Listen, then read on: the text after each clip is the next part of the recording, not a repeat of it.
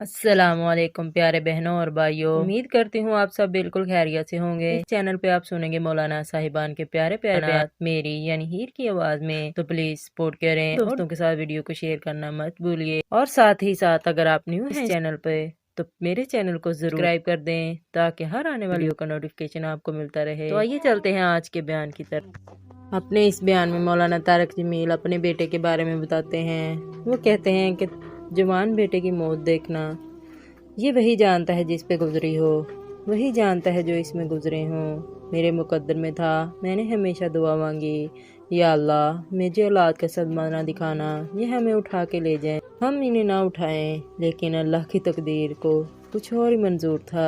वो गालिब है और हमें इस पर राजी होने का हुक्म है।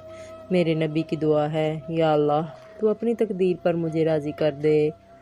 या अल्लाह बिल्कुल हम राज़ी हैं, मेरे सारे ख़ानदान वाले राज़ी हैं, लेकिन जो एक ज़ख्म लगा है वो बहुत गहरा है, वो इतनी जल्दी भरेगा नहीं। ये मेरा बेटा सबसे काबिल है, तीनों बेटों में सबसे लायक बेटा है। इसने गरीबों के साथ क्या सलूक करना है इसने हमें सिखाया। गरीबों के इसने दिल खरीद लिए थे, इनके साथ बैठ के खाना खाता था, इनको अपनी कीमती गाड़ी में बिठाता था। जो लोग अपनी गाड़ी के करीब किसी को गुजरने न देते थे वो इनको इन्हीं के गंदे कपड़ों के साथ। यहाँ एक पागल रहता है, वो मैले कुचैले गंदे कपड़े पेशाब बीच में किया हुआ इसको उठा के और अपनी गाड़ी में बिठाता था।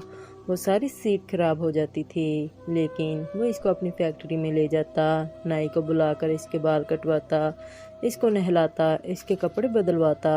इस पूरे गांव में वो पागल सिर्फ एक शक्ल को जानता है और एक नाम को जानता है, सिर्फ एक आसम जमील को वो जानता है, जो आज हमसे रुखसत हो गया और यहाँ हम बेबस हैं और अल्लाह की तकदीर पर हम राजी हैं हम मौत से। अपनी मौत को याद करना चाहिए, एक दिन मेरे ऊपर भी ये आएगा और मेरा भी सांस निकलेगा और जिंदगी का धागा टूटेगा। ये अल्लाह की अमानत थी। अल्लाह ने इसको अपने पास बुलाया, लेकिन बहुत कम वालिदैन को ऐसी औलाद मिलती है और इसे जवानी में अल्लाह ने बुला लिया। मैं राजी हूँ, मेरा सारा खानदान भी राजी है, लेकिन ये रोना तो मेरे बस में नहीं है। अल्लाह औलाद के सदमे से सबको बचाए, आमीन। मेरे ऊपर तो बहुत बड़ा गम है, मैं अल्लाह का शुक्रगुजार हूँ और ये सारा मजमा देखकर मुझे हौसला हो गया है कि मेरा बेटा वाकई बहुत नेक था, जिसके लिए इतना मजमा है। इसके लिए दुआ करने आए हैं। सुभान अल्लाह। 40 आदमी जनाजे में हों और मैयत के लिए दुआ करें तो मेरे नबी ने फरमाया इसकी बख्शिश हो जाती है। ये तो माशाल्लाह हज़ारों गिनती से भी बाहर मजमा खड़ा हुआ है। और उन्होंने कहा कि मैं आप सबका बहुत शुक्रगुजार हूँ और मेरे भाई इस दिन की तैयारी करके मरना चाहिए। अगर अल्लाह राजी है तो अल्लाह की कसम मौत से खूबसूरत कोई पैगाम नहीं, और अगर अल्लाह नाराज है तो मौत से खौफनाक कोई पैगाम नहीं है। और ये मेरा बच्चा ये अल्लाह की मोहब्बत में ऐसे तड़पता था जैसे किसी को कोई जख्म हो जाए और वो तड़पता है। और हम अल्लाह को जानते हैं, मानते हैं, हमारे एहसास में अल्लाह का ताल्लुक शामिल नहीं, हम अक्ली तौर पर मानते हैं। और उन्होंने कहा कि मेरी 52 साल ज़िंदगी में अल्लाह के रास्ते में नेक लोग औलिया कराम उलमाए कराम के साथ गुजरी। मैं बाप होने की वजह से नहीं कह रहा, मैं आपको यकीन से कह रहा हूँ, जैसी तड़प इस बच्चे में अल्लाह की मोहब्बत की थी मैंने कभी नहीं देखी। ये 2-2 घंटे मुझसे बात करता था और मैं ऐसे बैठ के सुनता रहता था। बोलने वाला कब सुनता है। हरूफ की पहचान नहीं थी, लेकिन ये अनपढ़ था। हरूफ की पहचान नहीं थी तो इसलिए मैं ये पढ़ा, ना दीन का कुछ पढ़ा ना दुनिया का कुछ पढ़ा, लेकिन अल्लाह ने इसको अक्ल फहम और अपनी मोहब्बत ऐसी दी कि हमें महसूस होता था कि इसके अंदर इस मोहब्बत की आग है। और अपनी माँ से कहता, माँ दुआ करना मैं मर जाऊँ, अल्लाह से मिलना चाहता हूँ, मैं इस गंदी दुनिया से तंग आ गया हूँ।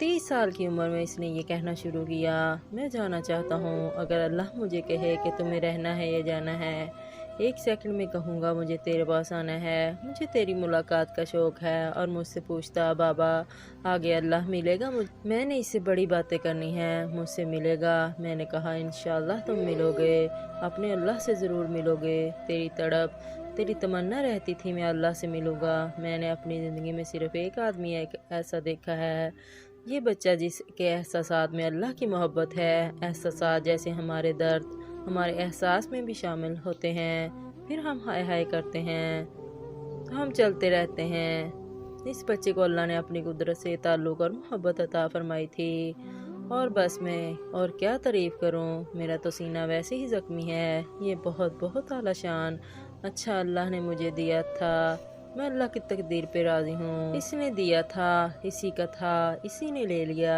भाइयों, मौत से पहले मरने की तैयारी कर लो। आपस में लड़ाइयाँ छोड़ दो, आपस के झगड़े छोड़ दो, आपस की नफरतें छोड़ दो। मरने वाले से पूछो कि नफरत का क्या फ़ायदा है, झगड़ों का क्या फ़ायदा है। माफ़ करना सीखो, माफ़ी मांगना सीखो, माफ़ करना सीखो। 5 नमाजें हैं, कोताही ना हो। साल के बाद रोज़े आते हैं। बीमार हो तो अल्लाह कहता है छोड़ दो।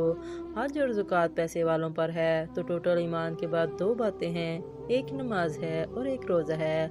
और इसके बाद एक और हदीस, मेरे नबी ने फरमाया 4 बातें सीख लो मुझसे, फिर दुनिया भी तुम्हारी है, आखिरत भी तुम्हारी है।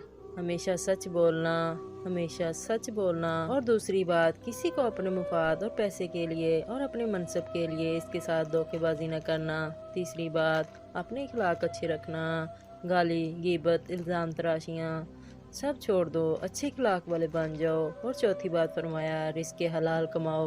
और फिर उन्होंने कहा कि सारे मजमा से मेरी अपील है कि आज के बाद नमाज पक्की करनी है और सच बोलना है और किसी को धोखा नहीं देना और अपने इखलाक अच्छे करने हैं, किसी को गाली नहीं देनी, किसी को बेइज्जत नहीं करना और इसके हलाल कमाना है। तो इंशाअल्लाह मेरे नबी का वादा है, दुनिया भी तुम्हारी है और आखिरत भी तुम्हारी है। इसके बाद उन्होंने कहा कि आओ अब हम अपने बेटे को रुखसत कर दें।